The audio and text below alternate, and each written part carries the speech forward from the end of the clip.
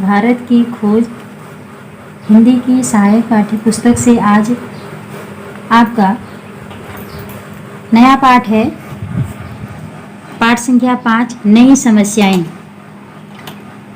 पहला है अरब और मंगोल, दूसरा है मोहम्मद गजनवी और अफगान।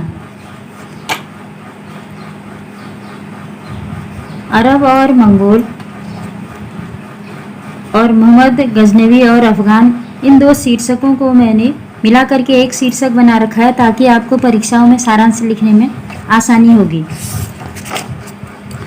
यहाँ पर लेखक यानी जिन्होंने यह किताब लिखी हुई है, जवाहरलाल नेहरू, वे कहते हैं कि जब हर्ष उत्तर भारत में एक शक्तिशाली साम्राज्य के शासक थे और विद्वान चीनी यात्री ह्वेनसांग नालंदा में आए थे, तो उसी समय अरब में इस्लाम ने अपना रूप धारण कर लिया था। भारत के मध्य भाग तक पहुंचने में इसे लगभग 6 वर्ष का समय लग गया और जब उसने राजनीतिक विजय के साथ भारत में प्रवेश किया तब वह बहुत बदल चुका था। अरबों ने बड़ी आसानी से दूर दूर तक फैलकर तमाम इलाके फतह कर लिए। तब भारत में वे तब भी और बाद में भी वे सिंध से आगे नहीं बढ़ सके। शायद भारत तब भी आक्रमणकारियों को रोकने में काफ़ी मजबूत नहीं रहा होगा। किसी हद तक इसका कारण अरबों के आंतरिक झगड़े भी हो सकते हैं। सिंध बगदाद की केंद्रीय सत्ता से अलग होकर एक बहुत छोटा सा स्वतंत्र राज्य हो गया, परंतु भारत और अरबों के बीच संपर्क बढ़ने लगा।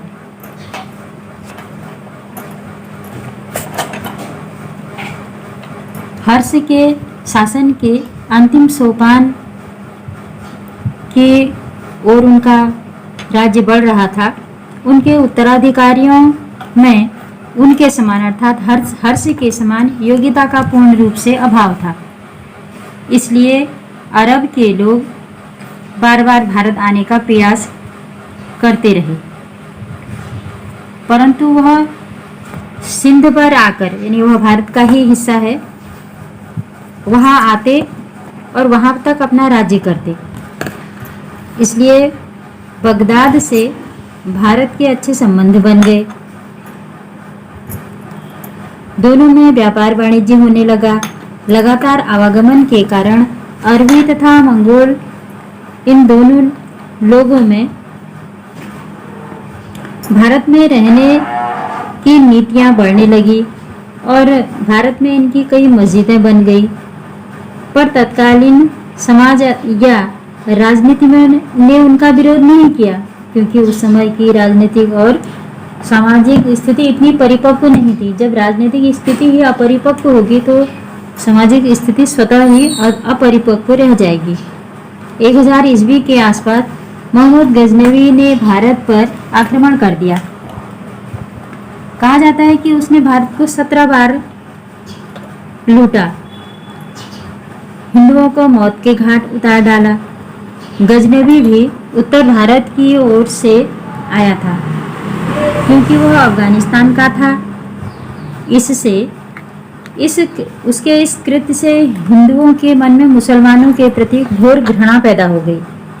महमूद गजनवी के समय में भारत के कई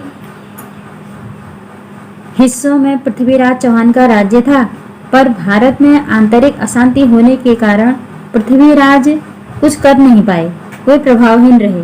मोहम्मद गजनवी के बाद शहाबुद्दीन गौरी ने अपनी शक्ति बढ़ाकर 1192 में दिल्ली पर अपना अधिकार कर लिया, परंतु संपूर्ण भारत पर वह भी सत्ता हासिल नहीं कर पाया, क्योंकि दक्षिण भारत में चोल आदि राजाओं का शासन था।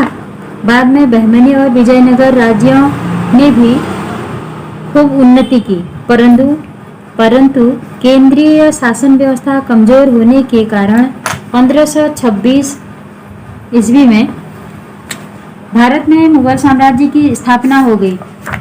तब बाबर ने भारत पर आक्रमण किया